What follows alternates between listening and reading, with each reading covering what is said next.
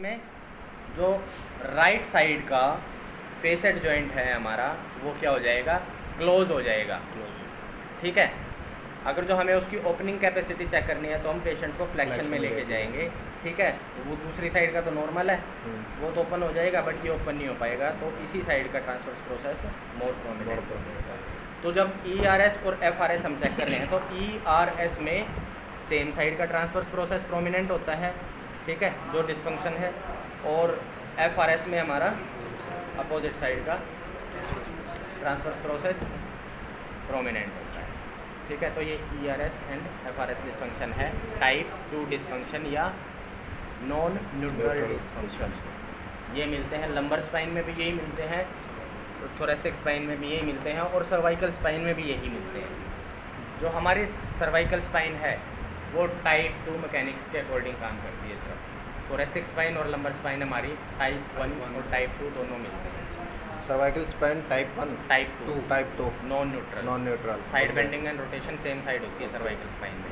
Thoracic and lumbar में normally erect position में, ठीक है, वो side bending and rotation opposite direction में। ठीक है, group dysfunction, type 1 dysfunction, neutral mechanics side bending and rotation neutral opposite side. Vertebral body हमारी मूवमेंट को गवर्न कर रहे हैं, तो side bending and rotation opposite side. ठीक है, अब जब ग्रुप डिस्फंक्शन हमें न्यूट्रल मैकेनिक्स काम कर रही है और टाइप 1 डिस्फंक्शन मिलते हैं हमें, तो टाइप 1 डिस्फंक्शन में हमें 3 या 3 से ज़्यादा वर्टिब्रा डिस्फंक्शनल मिलते हैं हमेशा। ठीक है, जैसे L4, L3, L2, L1, ये सारे के सारे क्या करेंगे, साइड बेंड एक साइड में कर जाएंगे और रोटेट अपोजिट साइड में कर जाएंगे। तो उससे क्या होगा, स्कोलियोसिस डेवलप हो जाएगा स्पाइन के अंदर। ठीक है, स्कोलियोटिक चेंजेस आ जाएंगे, एक साइड कॉन्वेक्सिटी मिलेगी, एक साइड कॉनकेविटी मिलेगी। बट कई बार क्या होता है, ये group dysfunction non neutral dysfunction की वजह से हो सकता है। ठीक है, मान लो हो सकता है कि L5 हमारा नॉन न्यूट्रल डिस्फंक्शन में बड़ा हो, जिसको अडेप्ट करने के लिए ऊपर की स्पाइन वो क्या है, न्यूट्रल डिस्फंक्शन में चली गई। तो सबसे पहले हम, अगर जो न्यूट्रल ग्रुप डिस्फंक्शन मिल रहा है, तो सबसे पहले हम non neutral dysfunction find out करने की कोशिश करेंगे। ठीक है, अगर जो नॉन न्यूट्रल डिस्फंक्शन है तो हम सबसे पहले उसको करेक्ट करेंगे। कौन है? अच्छा, ठीक है, तो नॉन न्यूट्रल डिस्फंक्शन को करेक्ट करेंगे। ठीक है, उसके बाद अगर जो ग्रुप डिस्फंक्शन ठीक हो जाता है, ठीक है, तो अदरवाइज हम फिर उसको ग्रुप डिस्फंक्शन को करेंगे। अगर जो हमें न्यूट्रल डिस्फंक्शन नहीं मिल रहा है, सिर्फ ग्रुप डिस्फंक्शन मिल रहा है, तो हम सीधे ग्रुप डिस्फंक्शन को ठीक करेंगे। ठीक है, तो ये टाइप 1 नॉन न्यूट्रल डिस्फंक्शन या न्यूट्रल डिस्फंक्शन टाइप 1 डिस्फंक्शन। ठीक है, FRS हो गया, ERS हो गया और ग्रुप डिस्फंक्शन। ठीक है, असेसमेंट मैंने बता ही दिए साथ के साथ। ठीक है, जब हम अगर जो ERS होगा, ERS में हम जब पेशेंट को सिटिंग फ्लेक्शन में लेके जाएंगे, फॉरवर्ड बेंडिंग में लेके जाएंगे, तो ERS में हमारा डिस्फंक्शन और ज़्यादा बढ़ जाएगा। ठीक है, क्योंकि फेसेट जॉइंट ओपन नहीं हो पाएगा, तो ट्रांसवर्स प्रोसेस मोर प्रोमिनेंट हो जाएगा उस साइड पर। जब पेशेंट को हम एक्सटेंशन में लेके जाएंगे तो वो सिमेट्रिक हो जाएगा, क्योंकि एक साइड का तो फेसेट जॉइंट क्लोज पड़ा ही है, दूसरी साइड का भी क्लोज हो जाएगा, तो दोनों सिमेट्रिक हो जाएंगे ट्रांसवर्स प्रोसेस। FRS के अंदर क्या होगा, एक्सटेंशन के अंदर वो मोर प्रोमिनेंट हो जाएगा, मोर एसिमेट्रिक हो जाएगा। क्यों, एक साइड का ओपन पड़ा है फेसेट जॉइंट।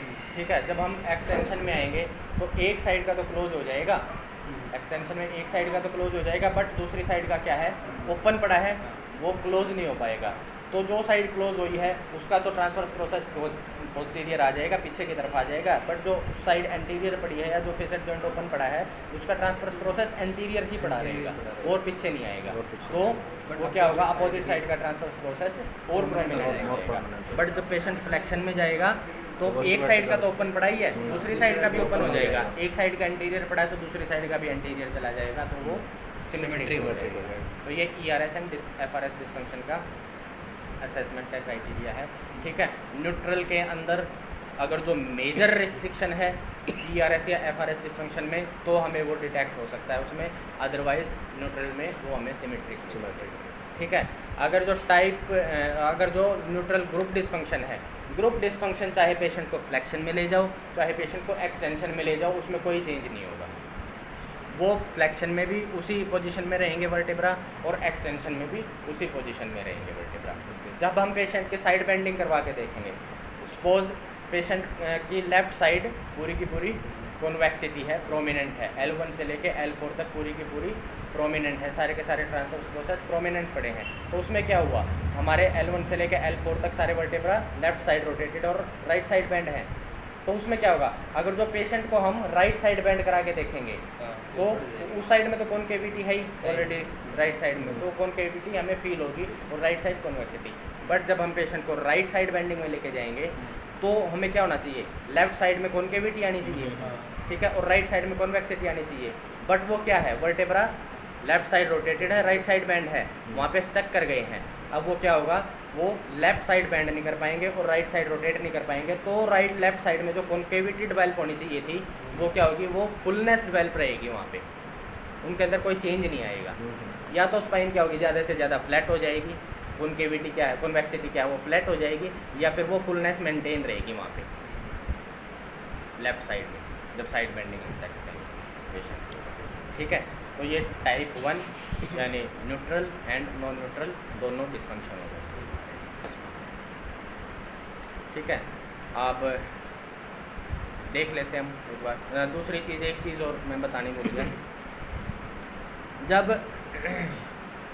एक डिस्फंक्शन मिलता है, यानी मान लो ERS लेफ्ट है L5 का, ERS लेफ्ट यानी लेफ्ट फेसेट जॉइंट हमारा क्लोज हो गया। जब हम पेशेंट को फ्लेक्शन में लेके जाएंगे तो उसमें क्या होगा, L5 मोर प्रोमिनेंट हो जाएगा, वो और ज़्यादा लेफ़्ट रोटेट करेगा, लेफ़्ट साइड बेंड करेगा, लेफ़्ट ट्रांसवर्स प्रोसेस मोर प्रोमिनेंट हो जाएगा। उससे ऊपर के वर्टिब्रा क्या करेंगे, वो सिमेट्रिकली ओपन होने के लिए हर एक फेसेट जॉइंट, अब L5 तो थोड़ा सा इस साइड रोटेट हो गया, ठीक है, तो बाकी बार ऊपर L1 से लेके L4 तक, L1 से L4 तक सारे के सारे वो तो नॉर्मल है ना, तो उसके फेसेट जॉइंट तो सारे नॉर्मल है ना, तो वो तो सिमेट्रिकली ओपन होंगे ना। तो वो सिमेट्रिकली ओपन होने के लिए क्या करेंगे, L5 के ओरिएंटेशन में ही चले जाएंगे, वो उसी साइड रोटेट कर देंगे अपने सेम डायरेक्शन में, उसी डायरेक्शन में। ठीक है, और जब पेशेंट फ्लेक्शन में जाएगा तो L5 तो प्रोमिनेंट था ही, उसके साथ क्या होगा, L1 से लेके L4 तक के सारे ट्रांसफर प्रोसेस भी प्रोमिनेंट आ जाएंगे, क्योंकि वो L5 का पैटर्न ही फॉलो करेंगे सिमेट्रिकली ओपन होने के लिए।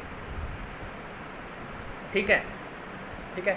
अब FRS डिस्फंक्शन है, FRS डिस्फंक्शन में इससे अपोजिट होता है। मान लो L5 वही L5 flexed side bend and rotated to left है, तो राइट साइड का L5S1 फेसेट जॉइंट है वो क्लोज नहीं हो पा रहा है, वो क्लोज नहीं हो पा रहा है। तो उस कंडीशन में क्या होगा, L5 क्या है, फ्लेक्स्ड है, side bend and rotate to left है। ठीक है, अब जब हम पेशेंट को एक्सटेंशन में लेके आएंगे, एक्सटेंशन में लेके आएंगे तो ये वर्टिब्रा क्या होगा, ये तो लेफ्ट साइड का फेसेट जॉइंट तो क्लोज हो जाएगा, लेफ्ट साइड का फेसेट जॉइंट तो क्लोज हो जाएगा, बट राइट साइड का फेसेट जॉइंट क्लोज नहीं हो पाएगा, अपोजिट होगा। इसमें ट्रांसवर्स प्रोसेस अपोजिट प्रोमिनेंट होता है, डिस्फंक्शन तो इस साइड होगा ना। FRS लेफ्ट है L5 यानी flexed side bend and rotated to left. ठीक है, तो उसमें क्या होगा, ये फेसेट जॉइंट क्लोज ओपन हो रहा है ना राइट साइड का, तो राइट साइड का फेसेट जॉइंट ओपन होने की वजह से क्या होगा, जब पेशेंट एक्सटेंशन में आएगा, एक्सटेंशन में क्या होगा, ये फेसेट जॉइंट तो ओपन पड़ा है, ये क्लोज नहीं हो पाएगा। ठीक है, ये तो क्लोज हो जाएगा ना, but vertebra rotated to left है ना, वर्टिब्रा रोटेटेड टू लेफ्ट है, क्योंकि ये क्लोज नहीं हो पा रहा है, वर्टिब्रा तो लेफ्ट रोटेटेड है। तो लेफ्ट रोटेटेड होने की वजह से सारे के सारे ऊपर के मान लो L1 से लेके L4 तक के ऊपर के जितने भी वर्टिब्रा है वो L5 के पैटर्न को फॉलो करेंगे और वो थोड़े थोड़े लेफ्ट रोटेट हो जाएंगे। तो एक्सटेंशन में क्या होगा, सारे के सारे लेफ्ट साइड के ट्रांसफर प्रोसेस थोड़े से प्रोमिनेंट फेल होंगे। बट ये ग्रुप डिस्फंक्शन नहीं है। अब इसको हम ये भी कह सकते हैं कि भाई L1 से लेके L4 तक तो 4 वर्टिब्रा आ गए और 4 वर्टिब्रा एक साइड में प्रोमिनेंट है सारे, तो ये ग्रुप डिस्फंक्शन हुआ, बट ये ग्रुप डिस्फंक्शन नहीं हुआ। क्यों नहीं हुआ? क्योंकि फ्लेक्शन और एक्सटेंशन इसमें ले जाते हुए वो जो प्रोमिनेंसी है वो चेंज हो रही है। अगर जो ग्रुप डिस्फंक्शन होता है तो पेशेंट को चाहे फ्लेक्शन में ले जाओ चाहे एक्सटेंशन में ले जाओ, वो ग्रुप डिस्फंक्शन सेम रहता है अगर जो वो ग्रुप डिस्फंक्शन होता है तो। बट वो क्या कर रहे हैं वर्टेब्रा ERS और FRS में, वो सबसे नीचे वाले वर्टेब्रा के ओरिएंटेशन को फॉलो कर रहे हैं सिमेट्रिकली ओपन या क्लोज होने के लिए। तो वो एक पोजीशन में ज़्यादा प्रोमिनेंट हो जाएंगे और एक पोजीशन में वो न्यूट्रल आ जाएंगे, सिमेट्रिक आ जाएंगे। तो ये ग्रुप डिस्फंक्शन नहीं हुआ। ठीक है,